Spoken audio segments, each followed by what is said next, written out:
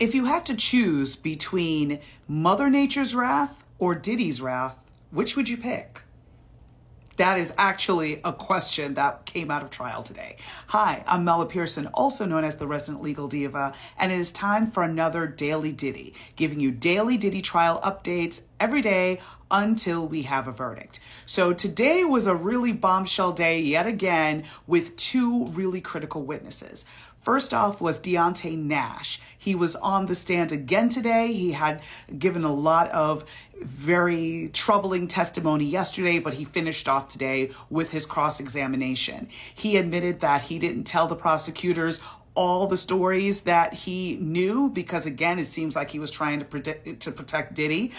He didn't really talk about a time when Diddy had kicked Cassie because, again, he just really did not want to be involved. And also, he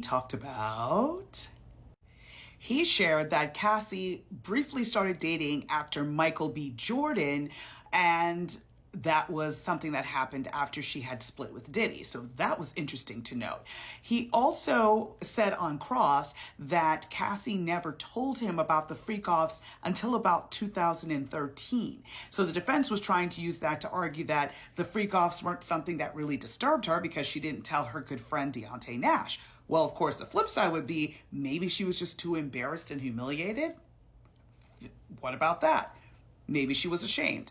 Also, he mentioned that he saw some random dude go to her hotel room. So again, the defense was trying to make it look like she was sleeping around and that she did so outside of the context of freak-offs and being directed by Diddy. Not sure if that landed, but that was something else that came out. So that was the end of his testimony. Next up was Mia.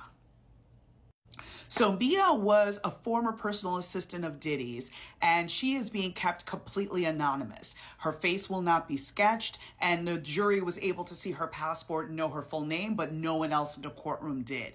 She talked about how the highs were really high when you were working with Diddy, but the lows were really low, all based on his attitude and the environment.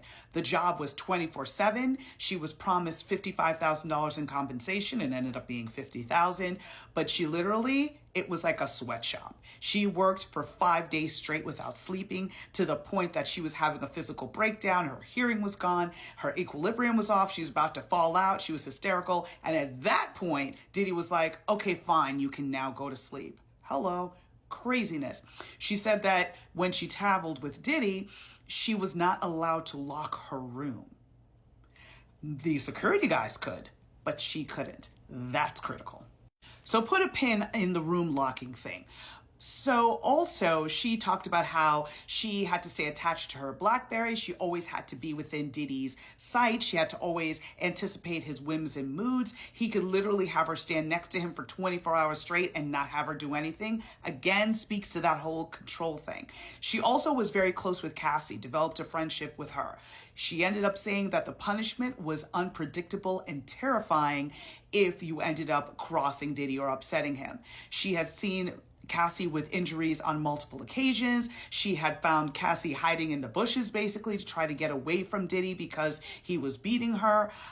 She testified to one instance where she tried to stop the beating, and I believe this is the same instance that Deonte Nash testified to, where she tried to jump on Diddy's back to stop the beating, and he ended up throwing her basically into the wall and continued to beat Cassie. She also backed up Cassie's testimony about the night at the Prince party where both she and Cassie snuck out because Diddy didn't want them to leave the hotel room, snuck out and went to Prince's house for a party. Well, Prince was there. Everything was great. They were having fun. Diddy walked in. They freaked out and ran. Of course, Diddy caught up to them, started beating Cassie. Prince's security intervened, and so they all left. The next day, Mia was suspended and the reason was given that was you were insubordinate. So she was suspended without pay. Also, she talked about another crazy story about how they were on vacation at the Turks and Caicos, and Diddy was upset about something. They were hiding in the room. He kept banging on the door. They literally went out the room, got on a paddleboard thinking they were going to paddle away to get to safety. A storm came, so they had to decide, do they want to face Diddy or do they want to face Mother Nature? Sadly, they ended up going back to Diddy.